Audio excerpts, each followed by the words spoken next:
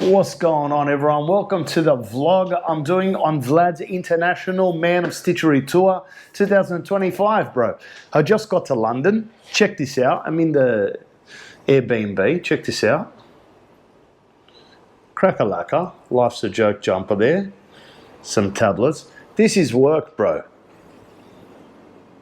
Listening to some podcast that came up. This is work. This is London.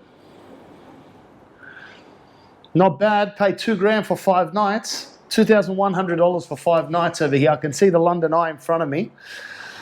I'll tell you what, the journey here has been nothing short of tumultuous.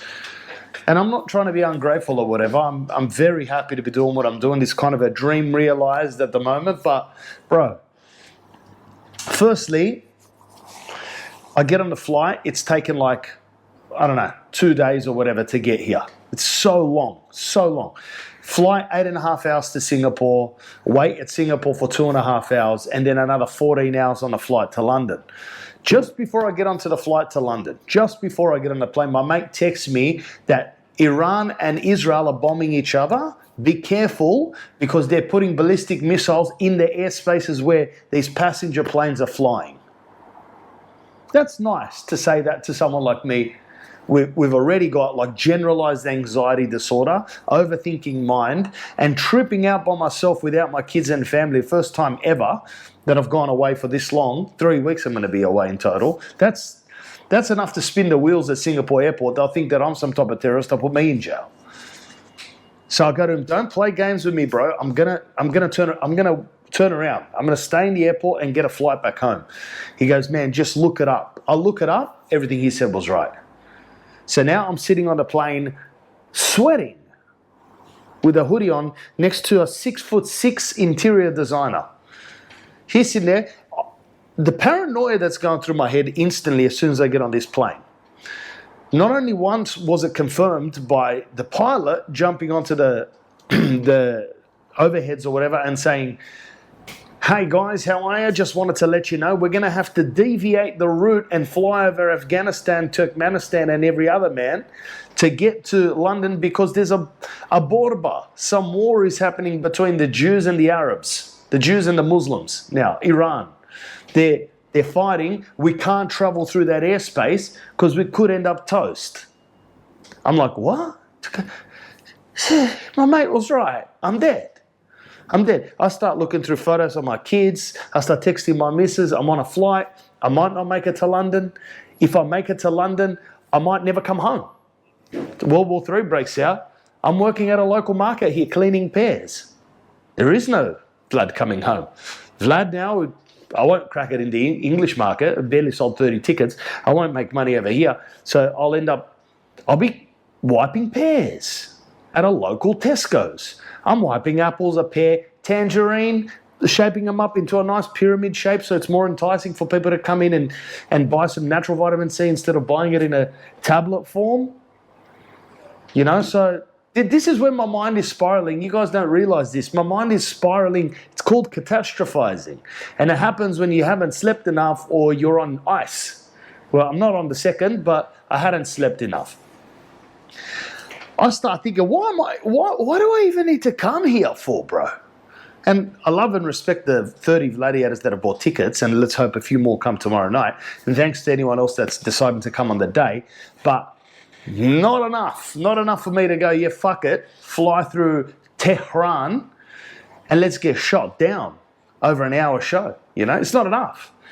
And the other side of my brain is like, Vlad, you've been wanting to do this for the last 20 years. You're living the dream, take the good with the bad, bro. And I'm like, not World War III. And my head is going into World War III. I don't know why. I text my missus, if I don't come back, tell the kids I love them and look after them and I love you. That inside, I couldn't watch a movie, bro. My stomach, in a knot.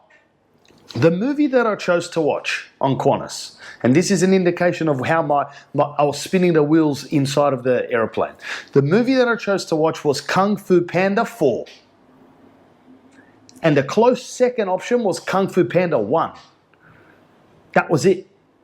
I didn't have Any other movie that I put on, if there was a daughter or a son in it or a wife or any type of love narrative, I'm gone. I'm crying next to the 6'6" interior designer called Fletcher.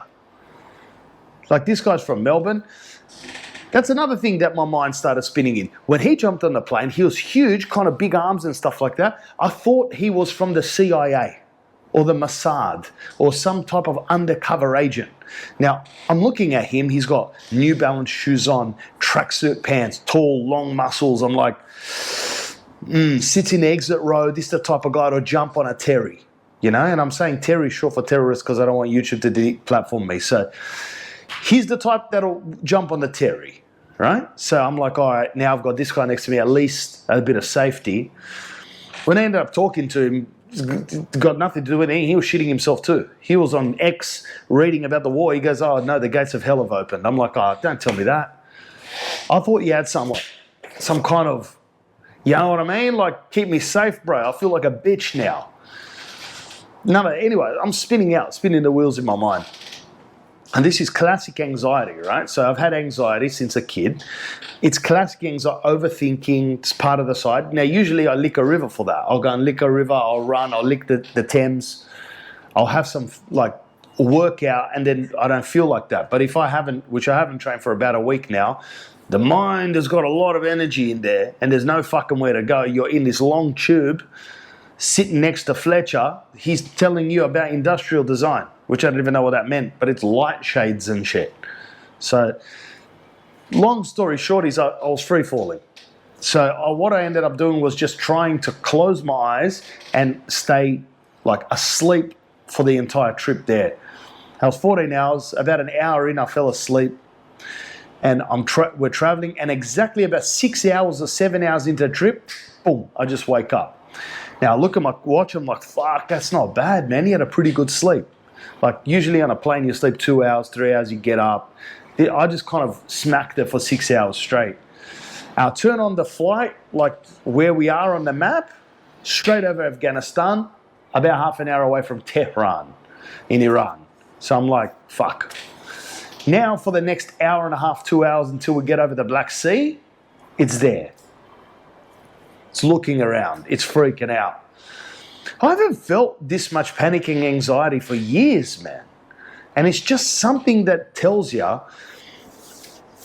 like when you become a family man, your skin bonds with your family, and you want to stay, boom, with them. Like I was saying to myself, if I had my wife and kids with me, I'd feel like that. I don't know, I've got this shit under control. I've got to look after her and I've got to look after the kids. I'm by myself gallivanting around to 30 people in London, and thanks for coming, by the way, and then going to New York and who knows what. I don't want to go anymore. I was like, oh, I'm just going to get to London, touch down, get a strudel or some type of pastry. These Brits love pastries. Get a strudel, straight back. I'll return the ticket price. That's where my head was going. But no, I'm here in the Airbnb. I followed through. The point of the matter is, you've got to overcome these fucking patterns of thought. The catastrophizing, this, that, the other. You've got to overcome it. That kind of shit is good enough, but it's not immaculate. So I had to overcome it. But on this podcast, on this, what's it called? We're going to do the vlogging. I'm going to be vulnerable. I'm going to tell you how to feel, how I'm feeling, doing all of this shit, what I'm doing, with who I'm doing it, how my nights went, how my days went. And also nearly shit myself on the flight from Sydney to Singapore. Every bit of food in the aeroplane made my stomach queasy, and I was going to go and shit and vomit at the same time. So that was just a bit to start off the trip. And all I needed just a bit of encouragement. This lady comes up to me, she goes, just fart as much as you can. At the back in the galley, fart your ass off, grab a ginger ale, you're going to feel good. I did exactly what she said, and I felt amazing. So that being said, I'm going to wrap it. I'm going to go have a nap. I'm going to wrap it, then nap it, and then we're going to go run along this canal where I'm living in Hackney, go for a 5-6K run, and tonight I'm going to watch a comedy show. So wrap.